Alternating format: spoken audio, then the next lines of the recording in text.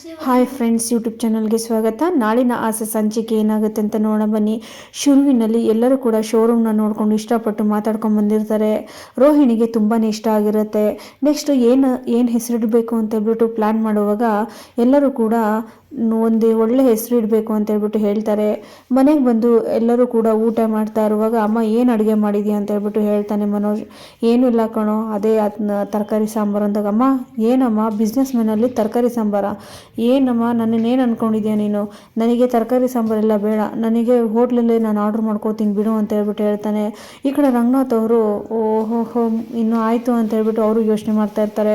ಶಾಂತಿ ಅಂತೂ ಗರಂ ಆಗಿ ನೋಡ್ತಾನೆ ಇರ್ತಾಳೆ. ಇಷ್ಟು ದಿನ ಹೇಗಿದ್ದವನು ಹೇಗಾಗ್ಬಿಟ್ನಲ್ಲ, ಎಷ್ಟು ಚೇಂಜ್ ಆಗಿದ್ನಲ್ಲ ಅಂತ ಹೇಳ್ಬಿಟ್ಟು ನೋಡ್ತಾ ಇರ್ತಾರೆ. ಇನ್ನೊಂದು ಕಡೆ ಸೂರ್ಯ ಕೇಳ್ತಾನೆ, ಏನು ಇಂಥ ಹೆಸರು ಇಡ್ತೀಯ ಅಂತ ಕೇಳಿದಾಗ ಅಂಗಡಿಗೆ ನನ್ನ ಇಷ್ಟ ಕಾಣೋ, ನಾನು ಏನಾದರೂ ಇಟ್ಕೋತೀನಿ, ನಾನು ಯೋಚನೆ ಮಾಡಬೇಕು, ನೀವು ಯೋಚನೆ ಮಾಡಿಲ್ಲ ಅಂತ ಹೇಳ್ತಾ ಇರ್ತಾನೆ. ಅಲ್ಲಿಗೆ ಸೂರ್ಯ ಮಾತಾಡಲ್ಲ, ಸುಮ್ಮನೆ ಊಟ ಮಾಡ್ತಾ ಇರ್ತಾರೆ. ಮೀನಾ ಹೇಳ್ತಾಳೆ, ನೀವು ಸುಮ್ಮನೆ ಇರ್ರಿ, ಅವ್ರು ಏನಾದರೂ ಮಾಡ್ಕೊಳ್ಳಿ ಅಂತ ಹೇಳ್ಬಿಟ್ಟು ಹೇಳ್ತಾಳೆ. ಇನ್ನೊಂದು ಕಡೆ ಶ್ರುತಿಯವರು ಕೇಳ್ತಾರೆ, ಏನು ಹೆಸರಿಡ್ಬೇಕು ಅಂತ ಇದ್ದೀರಾ ರೋಹಿಣಿ ಅವರೇ ಅಂದಾಗ, ಇನ್ನೂ ಯೋಚನೆ ಮಾಡಿಲ್ಲ ಶ್ರುತಿ, ಯೋಚನೆ ಮಾಡಬೇಕು ಅಂತ ಹೇಳ್ಬಿಟ್ಟು ಹೇಳ್ತಾರೆ. ಅವರೆಲ್ಲ ಊಟ ಮಾಡುವಾಗ ಬಾ ಮನೋಜ್ ಹೋಗೋಣ ಅಂತ ಹೇಳ್ಬಿಟ್ಟು ರೂಮಲ್ಲಿ ಕರ್ಕೊಂಡು ಹೋಗ್ತಾಳೆ. ರೂಮಲ್ಲಿ ಕರ್ಕೊಂಡು ಹೋದ್ಮೇಲೆ ಮನೋಜ್ ಏನಂತ ಹೆಸರಿಡೋಣ ಅಂತ ಕೇಳಿದಾಗ, ಅದೇ ನೋಡ್ತಾ ಇದ್ದೀನಿ, ಸರ್ಚ್ ಮಾಡ್ತಾ ಇದ್ದೀನಿ ಮೊಬೈಲಲ್ಲಿ ಅಂತ ಹೇಳ್ಬಿಟ್ಟು ಹೇಳ್ತಾನೆ. ಆಗ ಯಾವುದೋ ಒಂದು ಹೆಸರು ಹೇಳ್ತಾನೆ, ಇದು ಈ ಹೆಸರು ಚೆನ್ನಾಗಿಲ್ಲ ಅಂತ ಹೇಳ್ಬಿಟ್ಟು ಹೇಳ್ತಾನೆ. ಅಲ್ಲ ಹೇಗೆ ಈಗ ಅತ್ತೆ ಹೆಸರು ಇಟ್ಟರೆ ಹೇಗಿರುತ್ತೆ ಅಂದಾಗ, ಅಲ್ಲ ರೋಹಿಣಿ, ನೀನೇನು ಗೊತ್ತಿದ್ದು ಈ ಥರ ಮಾತಾಡ್ತಿದ್ಯಲ್ಲ, ನಿನಗೆ ಗೊತ್ತು ತಾನೇ, ನಿನ್ನ ಪಾರ್ಲರ್ ಹೆಸರಿಟ್ಟರೆ ಅದು ಹೋಯ್ತು. ಈ ಕಡೆ ಸೂರ್ಯ ಮೀನಾ ಅವರು ಅಮ್ಮನ ಹೆಸರಿಟ್ಟರು, ಅದು ಕಾರ್ಪೊರೇಷನ್ ಅವ್ರು ಎತ್ಕೊಂಡು ಹೋದರು, ಇನ್ನೂ ಅವ್ರ ಹೆಸರು ಏನಕ್ಕೆ ಅಂತ ಹೇಳ್ತಾ ಇರುವಾಗ, ಅಲ್ಲ ಇಷ್ಟು ದಿನ ಹೇಗೆ ಇದು ಅಮ್ಮನ ಹೆಸರಿಟ್ಟು, ಅದು ಪಾರ್ಲರ್ದು ನಾನು ಫ್ರಾಂಚೈಸಿ ಕೊಟ್ಟಿದ್ದು, ಇದು ಹೇಗೋ ಕಾರ್ಪೊರೇಷನ್ ಅಂದರೆ ರೋಡಲ್ಲಿ ಇಟ್ಟಿದ್ರಲ್ಲ ಹಾಗಾಗಿ ಹೊರಟೋಯ್ತು, ಅದು ಅತ್ತೆ ಹೆಸರಲ್ಲಿ ಏನಕ್ಕೆ ಇದಾಗುತ್ತೆ ಅಂತ ಹೇಳುವಾಗಲೇ ಸೂರ್ಯ ರೂಮ್ ಕಡೆಯಿಂದನೇ ಹೋಗ್ತಾ ಇರ್ತಾನೆ. ಅಲ್ಲಿ ಕೇಳಿಸ್ಕೊಂಡು ಅಲ್ಲೇ ನಿಂತ್ಕೊಂಡು ರೆಕಾರ್ಡ್ ಮಾಡ್ಕೋತಾನೆ, ಅಂದರೆ ಮನೋಜ್ ಮಾತಾಡೋದನ್ನು ರೆಕಾರ್ಡ್ ಮಾಡ್ಕೋತಾಳೆ. ಆವಾಗ ಹೇಳ್ತಾಳೆ ರೋಹಿಣಿ, ಅಲ್ಲ ಮನೋಜ್, ಇಷ್ಟು ದಿನ ಅತ್ತೆ ಅವ್ರು ಹೇಗೋ 9 ತಿಂಗಳು ಹೆತ್ತು ಹೊತ್ತಿರೋರಲ್ಲ, ಅದು ಅಮ್ಮನ ಹೆಸರು ಇಟ್ಟರೆ ಏನಾಗುತ್ತೆ ಇಡು ಎಂದಾಗ, ಇಲ್ಲ ರೋಹಿಣಿ, ನಾನು ಇಡಲ್ಲ ಅಂತ ಹೇಳ್ತಾ ಇರ್ತಾನೆ.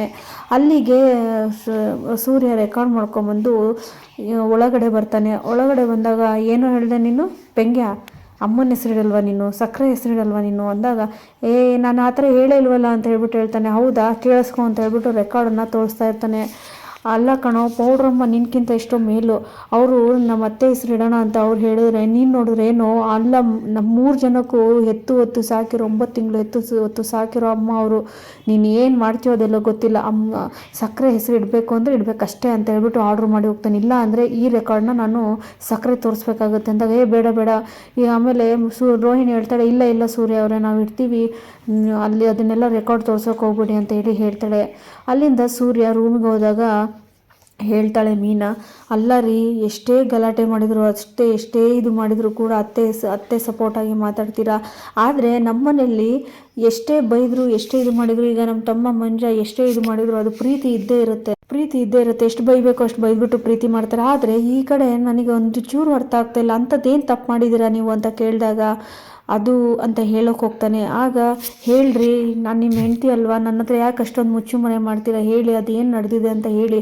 ಇಷ್ಟೊಂದು ತಾಯಿ ದ್ವೇಷ ಮಾಡೋರು ನಾನು ಈ ಜಗತ್ತಲ್ಲೇ ನೋಡಿಲ್ಲ. ಆದರೆ ಇಬ್ಬರು ಮಕ್ಕಳನ್ನ ಚೆನ್ನಾಗಿ ನೋಡ್ಕೋತಾರೆ, ಆದರೆ ನಿಮ್ಮನ್ನು ಯಾಕೆ ಈ ಥರ ದ್ವೇಷಿಸ್ತಾರೆ, ನನಗಿವತ್ತು ಗೊತ್ತಾಗಬೇಕು ಅಂತ ಹೇಳ್ಬಿಟ್ಟು ಮೀನಾ ಕೇಳ್ತಾಳೆ.